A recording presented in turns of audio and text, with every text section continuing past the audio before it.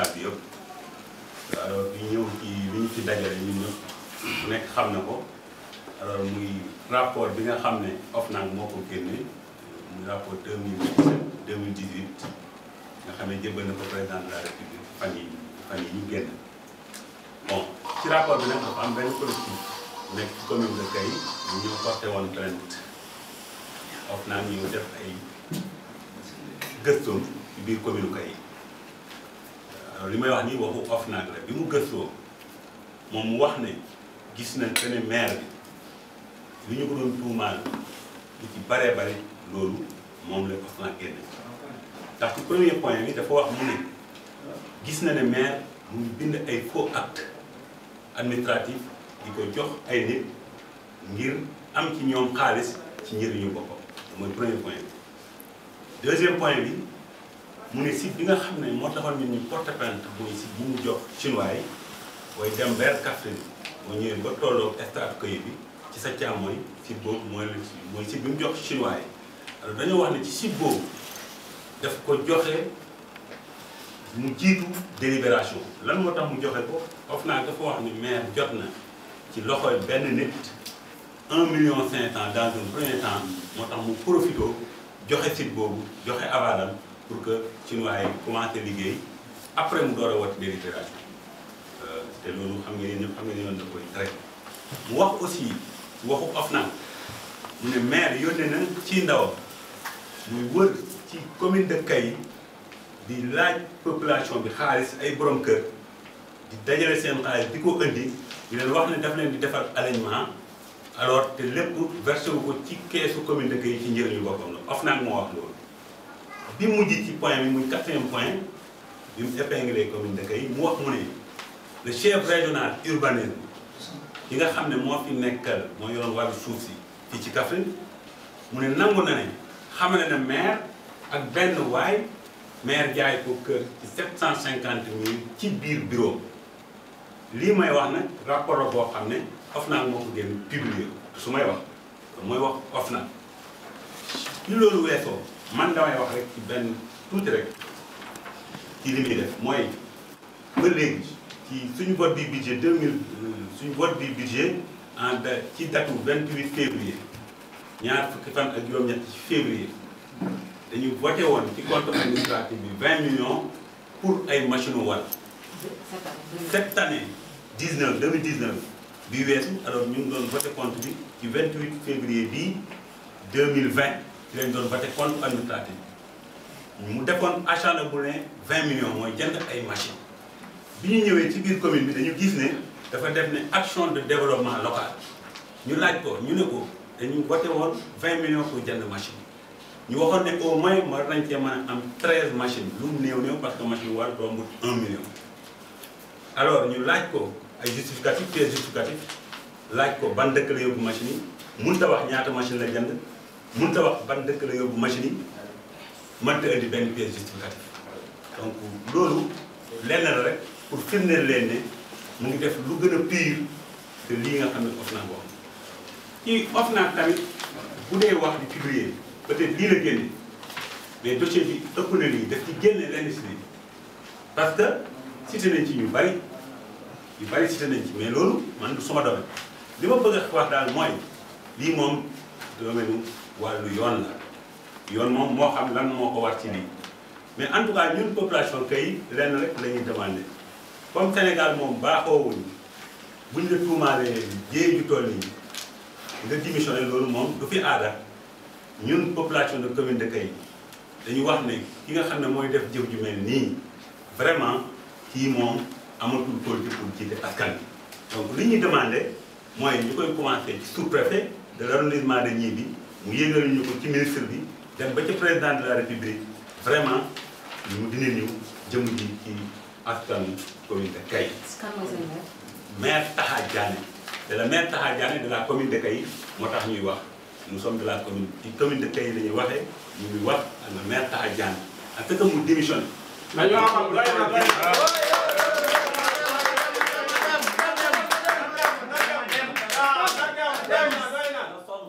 voilà donc bu démissionné bu mënul démissionné état na jël ay responsabilités na jël ay pexem ay sanctions vraiment donc loolu daal la amoon pour kii. alors yéen a ngi laaj délégation spéciale. ah bon état moom moo xam li muy def en tout cas ñun dañuy wax ni jëf ji képp ku koy def waratoo mën a jiite aw askan. waay état moom xam na muy def parce que ñun tamit bon dañu nekk ay républicain suñuy wax dañuy wax li nga xam ne moom lañ bëgg mooy daal autorités yi lañ bëgg ñu dégg ñu moom ñoom xam nañ li ñuy def mais jëmm ji moom dafa war a jóge ci bopp commune bi. waaw monsieur Sène su ma juumalee dafa mel ni rapport OFNAC bi mi ngi en cours donc justice waxagu ci dara pour l'instant wala boobu pare boobu ci leen ciy liggéey ndax bu paree xamoo leen état da koy dindi da koy def lii da koy def là est-ce qu'il n'est pas prématuré de votre part ndax teelul ci seen côté ngeen prononcé wu ci te OFNAC mu ngi doog a joxe rapport bi président de la république ak parquet te waxaguñ ci est-ce que teelut. bon dëgg la parce que yéen ngi ñaan pour mu dem bu ñu demee ba ci cappaandaw est-ce que du dañ koy dindi est-ce que du dañuy def leneen ndax teelul yéen seen sorti yi. non ma ne amal teelul parce que xam nga lu tax teelul ñu bari dañ doon wax ñu ne ñii wax politicien lañu wax alors que dara du ci politique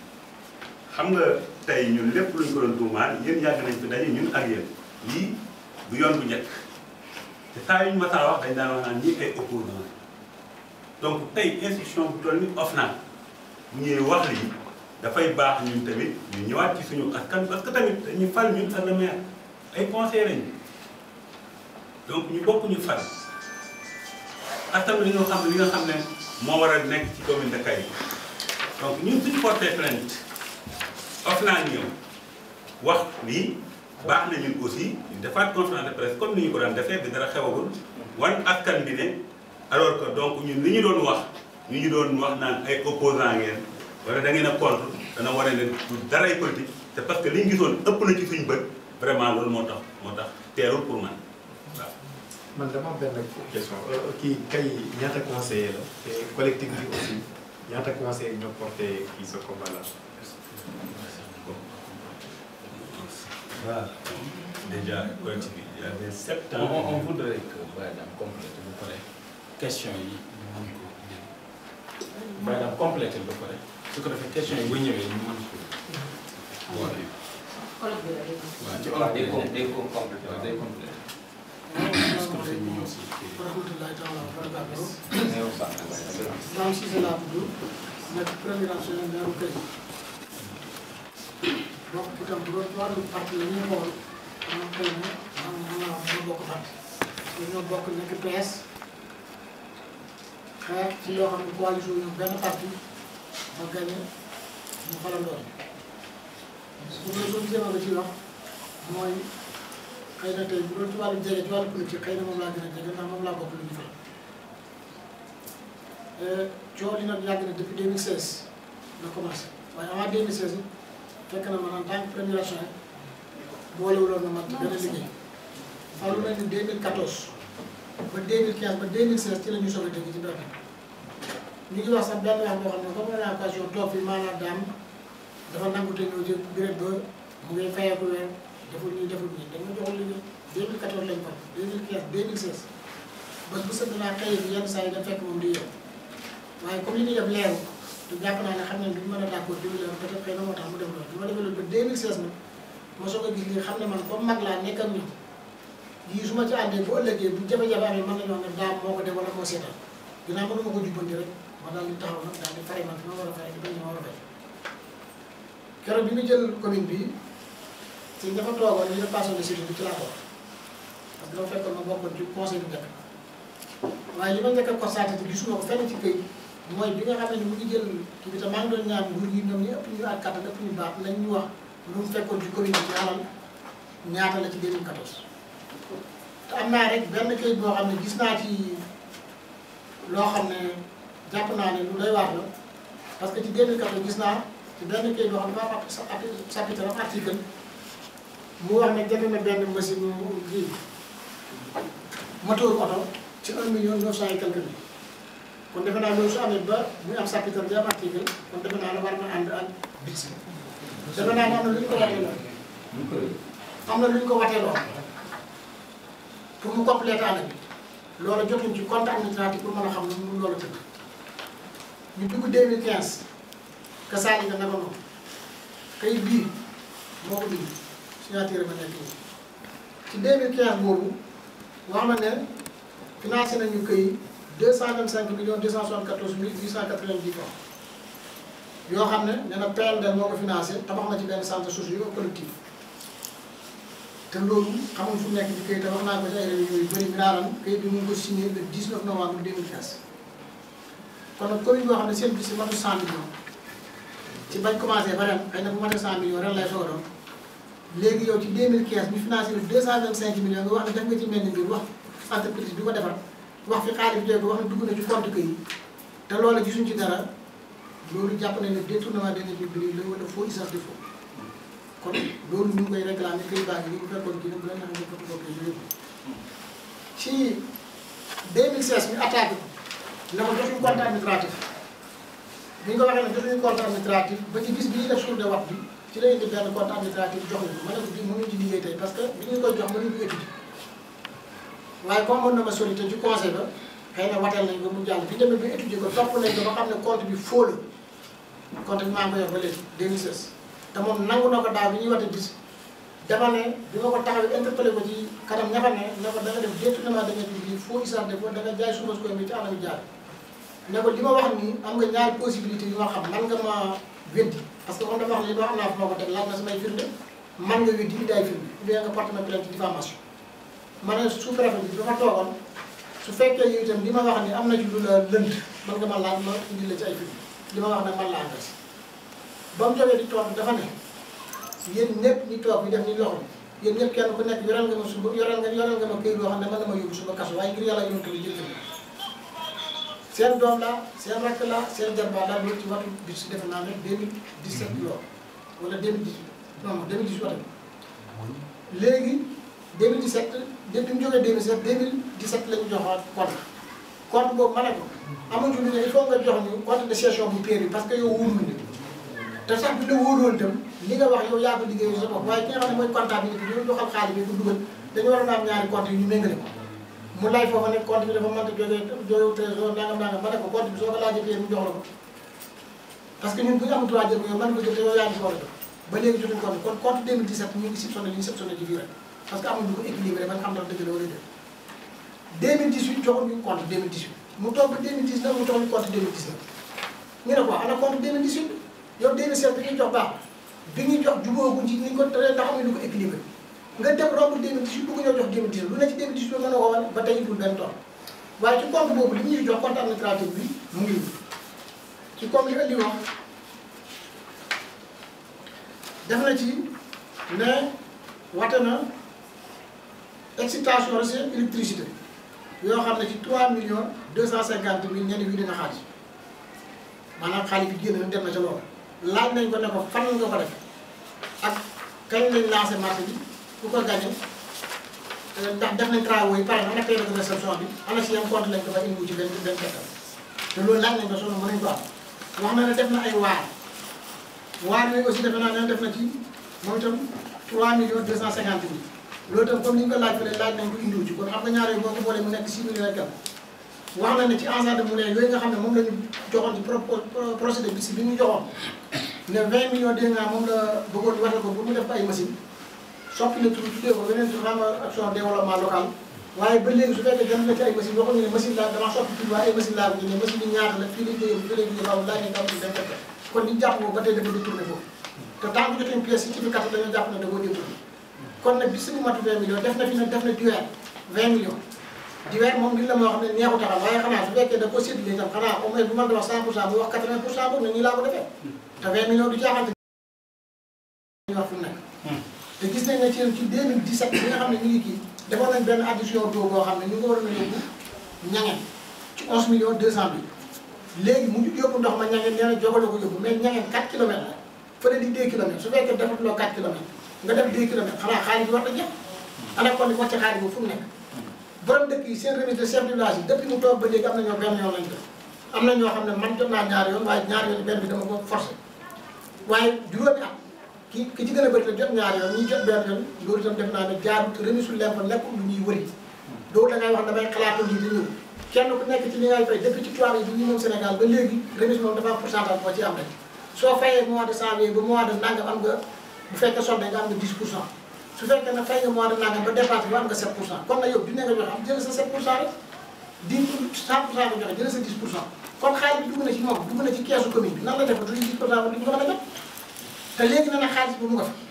xaalis bi su ma nee lan moo tax maanaam ci compte bi boo xoolee lu mu wax ne vidéo ko comme fii la koy def ne dégg nga vidéo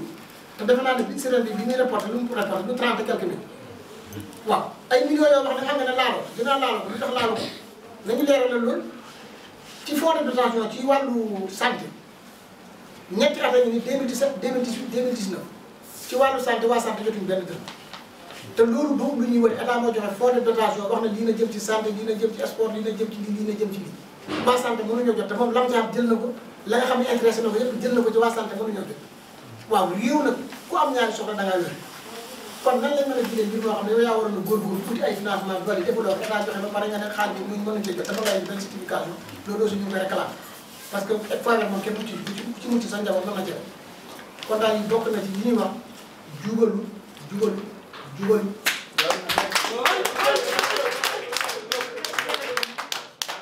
gannaaw bu jubalu te rapport bi confirmé ko lan ngeen di wax njiitu réew mi. njiitu réew mi li ñu koy wax daal mooy mu jëlee ko fi wala boog mu saytu ko ci anam boo xam ne daal ñun dinañ jot suñu xaalis yi nga xam ne da koo lekk na ko fay acte foofu yi mu def na ko kii nan na ko na ko rey li nga xam ne moom laaj population bi doon ñëw di réclamer ci man kenn ku ci xam ne daf la joxoon faux acte wala mu joxoon la nga jox ko xaalis boo xam ne joxoon pour la kër demal nga lijjanti ko mu di jox la sa xaalis wala mu delloo la mu jox la kër moo laa wala mu delloo sa xaalis parce que yëf bi moom doy na parce que kuy jaay tam da ngay jaay lu ñaax ba pare waaye buñ nattee ma jox la buñ defee ni ma jox loolu moom lii doy waar te dama xamul sax lan moo tax maire wala mën a natt kër di ko jaay parce que yoon bu jógee ci dëkk day jëm ci pénc wala mu jëm ci jàkk wala mu jëm ci naan wala mu jëm ci tool maire balaa natt dafa war a am lu ko waral dëkk bi dañoo soxla ne kër yi dañoo bëgg mu yokk waaye natt yi am na ci yoo xam ne diggante kaat ñaata natt yee presque am na 2 kilomètres loo xam ne fekk fukki at nit mën naa bu fa dëkk lu tax mu koy natt tam nekkoon tool yi ñeneen moom di ko ëpp loolu yëpp joxuñu ci ay leer te man ci commune bi mosuma tamit benn réunion dafa ñu tasee def ci délibération xaw ma te laaj naa ba soog moo man benn kii kon loolu tam bëggoon nañu at yi te wax naa ko ne ko article 154 moo may bépp citoyen bu dëkk ci commune sa sañ-sañ la ci doxalinu commune la nga ci bëgg a xam am nga droit téléphoné maire ne ko délibération wala kàpp yi ba nga soxla nga laaj ko nga ci téléphone dafa la ko war a leer loolu droit ko wax du sumay article 154 su fekkee dégg nga da nga soxla photocopie moo yaa ko jox xaalis wala mu jox la carte nga dem photocopie delloo am nga droit publier ko ci rajo am nga droit publier ko ci suuf waaw kon mu conseil mën a soxlaa loolu mënu ko am ku bokk ci bureau municipal soxlaa loolu mënu ko am dama yaakaar nag mbir mi su jubee kay wax dëgg yàlla loolu bu ñu ko laaj si dajee war a saw ndax moo koy setal moom lu bañ ko ku tuumaal daf ñu ko tuumaal la indi firnde rek su mante indi firnde day tax moo di gën a dëggu rek kon daal lii lañ am dégg nga loo xam ne ñu ngi koy wax di ñaan autorité yi tàmbalee par sous-préfet ba ci président de la République kenn ku ci nekk na ci jël wàllu li nga xam ne moom la ci wàllu ci yàlla parce que réew mi yoon may kenn muy defal boppam ci sañ-sañu boppam li nga man mooy boo jàppee ne dañ laa tooñ nga def yëgal ko kilifa yi nga xam ne ñoo ko war a saytu saytu waaye li ma gën a ñor lii nga xam ne moom moo teew nekk ci compte administratif bi 2019 bii lii moom nañu ko réglé jaadootu lii mu détourné ko wala mu lëndëmal ko boo xam ne mënu ko leeral li ko waat beneen visite ko toog ko expliqué loolu xel mënu ko nam ku ci dénkoon ni saale mu lugal ko doo ko waat di ko dénkaat wala bu la ko dénkaat mu leer kon nag ñun ñu ko dénk ñëpp ak autorité yi fi nekk président de la République yëpp ñoo seq mbir te lii ñu def sax jàpp nañu état la ñuy dimbali parce que su joxee fonds de dotation moom jàpp nañu fonds de dotation dugg na fi mu war a dugg kon santé bu fekkee amu ci loolu dafa nekk lu doy waar loolu bëgg nañ mu leer nañ lan tax santé amul ak ginnaaw xaalis bi mu nga fa xaalis bi bu dugg ba pare la loolu xaalis bi muy wër état ko joxe fonds de dotation te ren sax nee na li mu doon séntu jox nañ ko sax lu ëpp li mu doon séntu kon waxoon dafa manqué lu ëpp na am nga excédent lu tax li mënu ko joxe ba ñetti at 2017 2018 boo xoolee ci kii bi at mu nekk dégg naa dina jël réparation de voiture 2 millions 500 oto benn oto commune doxu teg parce que sax ñu gis ko moom ci yenn oto muy dawal mais oto commune yi benn doxu carburant gis naa benn carburant boo xam ne benn kii ci defe naa 2015 la xaw ma benn bis boo xam ne ñetti carburant yoo xam ne yi presque 6 millions la ñu ngi ko jënd le 30 dañoo def naa jëm jëm dama ko fàttali daal ñu ngi ko jël le 30 12e mois ci at moom nga xam ne at benn fan moo des nga jël 3 millions et quelque carburant loolu lu xel mën na am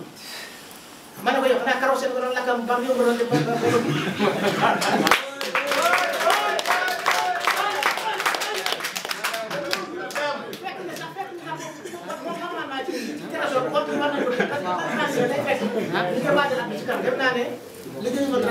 fi daal doy na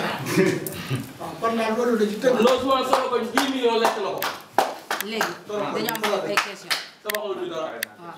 mais monsieur le maire nga baal ma am na fenn foo xam ne da ngeen fa nekkoon ak moom il a reconnu publiquement d'après li nga expliqué nii nee na baal leen ma yéen ñëpp yor ngeen fi tey loo xam ne mun na maa yóbbu kaso. tey ngeen bëgg lu leer keroog ngeen amoon ko lu tax saisiroo leen woon jour boobu occasion boobu. occasion boobu dafa jégalu woon keroog ñun nañ ko jégal xëy na sax foofu lañ ci waroon a peut-être defuñu ko ni ñu ko. waaw parce que yéen vous représentez la population. nu ngeen di jégalee ci ñoo xam ne teewoo ko ñu. du yoon du yoon. waaye loolu daaw loolu def naa la lenn changé waaye bu mën a xew nag moo tax lii moom dégg nga lii nga gisee dégg nga ñu farafetlu bi pour leeral. waaw léegi dañuy ñëw dem ci version française indi na. Voilà. waaw xaaral tuuti ñu. Oui, je m'appelle El Hadji Aliou Diané, je suis conseiller au niveau de la mairie de Kayi. Et je suis aussi vice-président de la commission éducation, membre d'office du collectif, n'est-ce pas, des conseils de Kayi. Aujourd'hui, nous avons convié à cette conférence de presse pour parler de la situation catastrophique, n'est-ce pas, que vit la commune de Kayi et ses populations. Dans son adresse à la nation, le président de la République, donc du 3 avril 2012, le président de la République disait « Gouverner autrement, c'est bannir les passe-droits, le favoritisme et le trafic d'influence. C'est mettre l'intérêt public au-dessus de toute autre considération et traiter tous les citoyens avec la même dignité et le même respect. » Donc le président de la République avait dit cela en 2012. Aujourd'hui, le contexte qui prévaut actuellement au niveau national et à Kayi, tout le monde le sait, c'est le rapport, c'est la sortie donc du rapport de l'OFNAC 2018 qui a inculpé, n'est-ce pas, cette mauvaise gestion du maire de Kayi, El Hadji Taha Diané. Et ce rapport, n'est-ce pas, est rendu public il y a 2 semaines de cela. Puisque maintenant, nous avions porté plainte au niveau de l'OFNAC avec des arguments que nous considérions fiables et que ces mêmes arguments sont retenus par l'OFNAC, nous avons le plein droit de nous prononcer par rapport à cette sortie. Donc le premier élément, c'est d'abord de demander le départ immédiat, n'est-ce pas, du maire de Kayi, parce que tout simplement, il a fauté et il est en train de gérer un budget de 180 millions, n'est-ce pas, vu les conditions difficiles que vivent les populations de Kayi d'une manière générale. Alors, la population n'ayant plus confiance en lui, il doit se partir, il doit, n'est-ce pas, démissionner de son poste pour libérer, n'est-ce pas, les populations du joug, n'est-ce pas, qu'elles ont porté pendant 5 ans. Ceci étant dit, ce que l'OFNAC, n'est-ce pas, a évoqué donc dans le rapport, mais on peut dire que c'est un millième de ce qui se passe dans la commune de Kayi. La commune de Kayi, toutes les terres sont bradées. Et ça, je crois que même le bébé qui vient de naître le sait. C'est comme une poudre d'escampette. Tout le monde sait qu'à Kayi, il n'y a plus de terre. Toutes les terres sont bradées. Tout à l'heure, le premier adjoint au maire de Kayi a évoqué donc des faux actes. Et pourtant, ces faux actes, n'est-ce pas, sont mentionnés par l'OFNAC. Le directeur régional de l'urbanisme a reconnu, n'est-ce pas, qu'il a mis en rapport une personne avec le maire de Kayi et ce dernier a acheté des mains du maire de Kayi un terrain pour une valeur donc, de 750 000 francs. Donc ça, c'est une preuve palpable. Et nous, aujourd'hui, on peut montrer, n'est-ce pas, des milliers et des milliers de faux actes. Ce qui est donc inadmissible. Pour le cas du foncier, il n'y a jamais eu de compte administratif. Pendant ces 5 ans qui viennent d'écouler, monsieur le maire, n'est-ce pas, a détourné les fonds, n'est-ce pas, de CAI. Je peux donner l'exemple de Ngodiba où, sur un acte administratif, c'est un faux acte, je crois, en 2016. 2015 et 2016, il a parlé d'extension électrique d'une valeur de 1 500 000 francs. Moi-même, j'ai rencontré, n'est-ce pas, comment on l'appelle encore, l'entrepreneur qui a gagné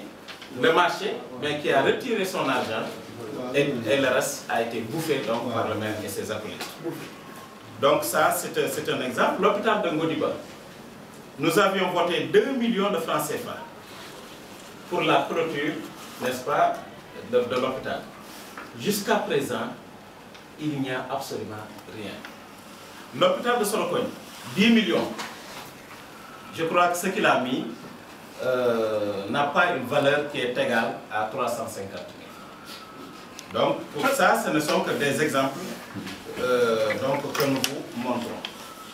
Alors, tout le monde sait aussi que les populations de CAI vivent des conditions très difficiles, mais les ressources de CAI, c'est l'une des communes les plus dotées en ressources. Donc, le sable qu'on utilise pour la construction, chaque mois, on a 1 million. Des fois, même ça dépasse 1 million. N'est-ce pas? Pratiquement, donc, toutes les bonnes maisons, toutes les belles maisons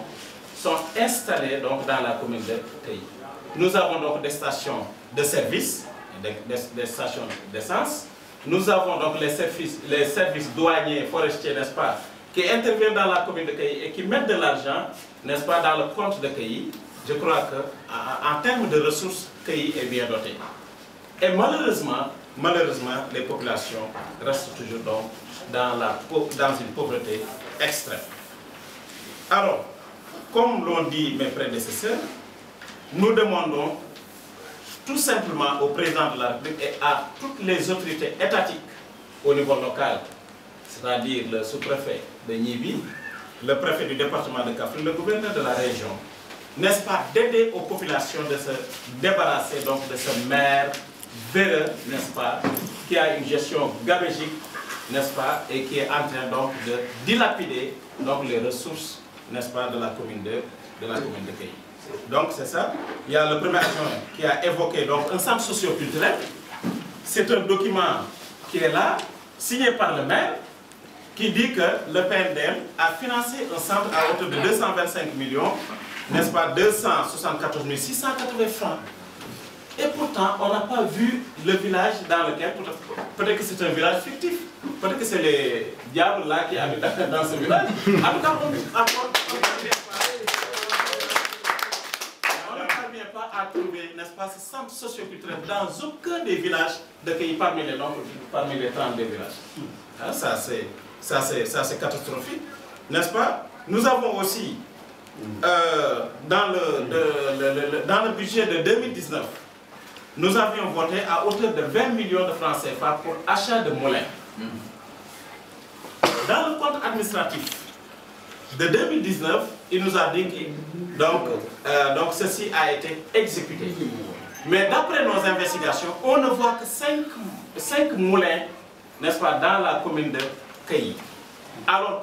qu'il avait avancé donc, le nombre de 12 moulins.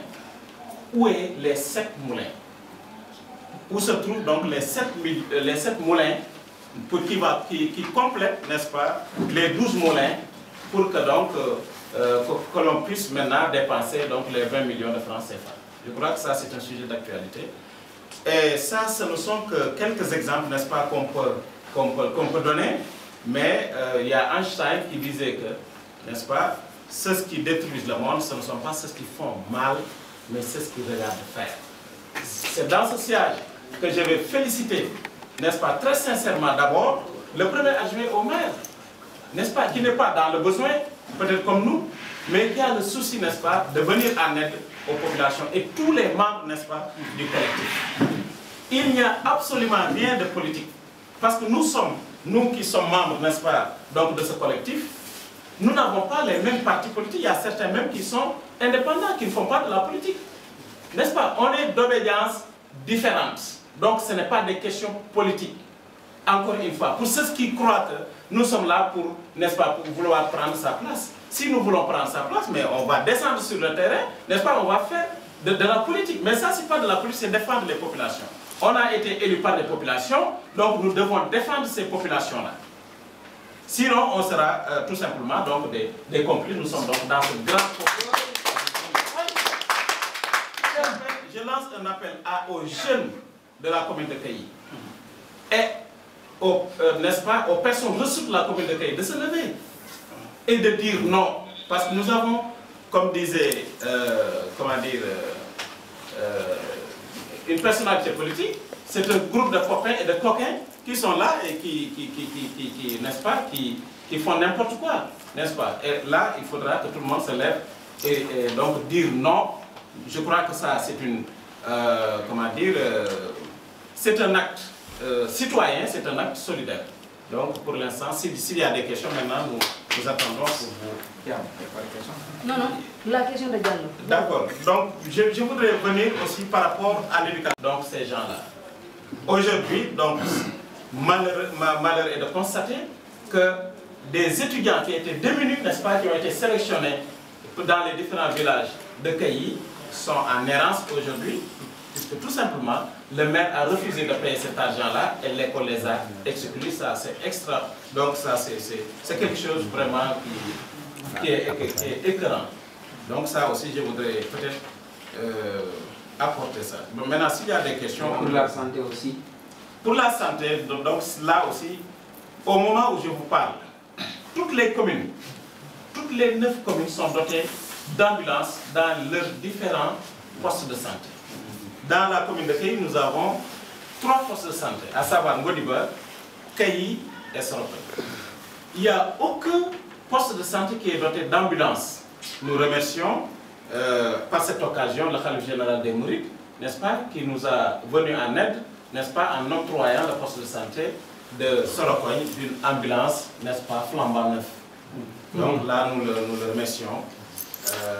Que Dieu, n'est-ce pas, lui accorde une longue vie. Donc pour le poste de santé de Ngodiba et de Kayi, il n'y a pas d'ambulance. N'est-ce pas, il avait décaissé beaucoup d'argent pour aller en Gambie acheter, n'est-ce pas, une carcasse. Ça ne roule plus, il n'y a plus d'ambulance. Il n'y a pas d'ambulance. Mais ce qui est plus grave, il n'y a pas de voiture aujourd'hui, n'est-ce pas, il n'y a pas de véhicule au nom de la commune de Kayi. Et pourtant, les carburants, le fonctionnement, il y a beaucoup de sommes qui est réservé donc au fonctionnement.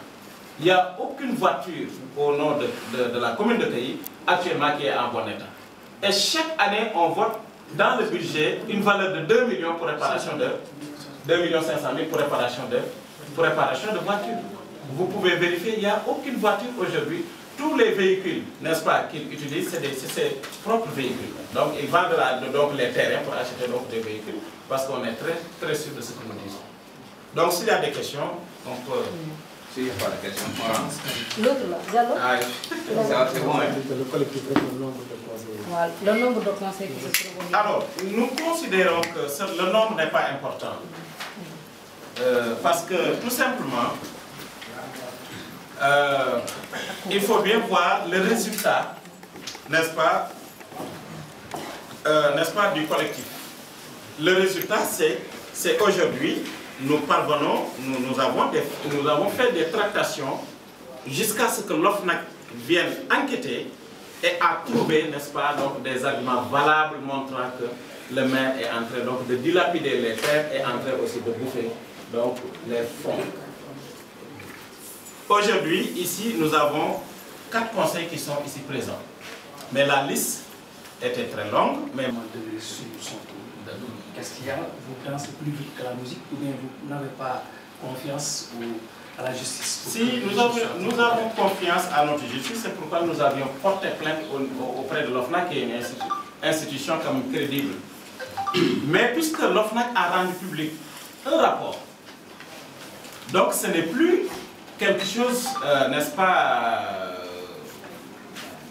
passez-moi le terme, c'est quelque chose qui est rendu public. Dès lors que c'est rendu public, nous devons nous, parce que les populations nous attendent pour qu'on les édifie par rapport à ce qui se passe. Donc c'est l'objet, n'est-ce pas, de cette conférence de presse. Mais si vous regardez bien, au niveau de la page 41, n'est-ce pas, du rapport de 2018, vous avez bien vu, notez bien, on a bien mis, l'enquête suit son cours. Donc, l'OFNAC est là, dans la communauté, n'est-ce pas, qui continue à enquêter sur le maire et sur ses appels. Ça serait clair, mais il fallait qu'on se prononce puisque c'est déjà rendu public. Merci beaucoup. C'est bon. Merci beaucoup.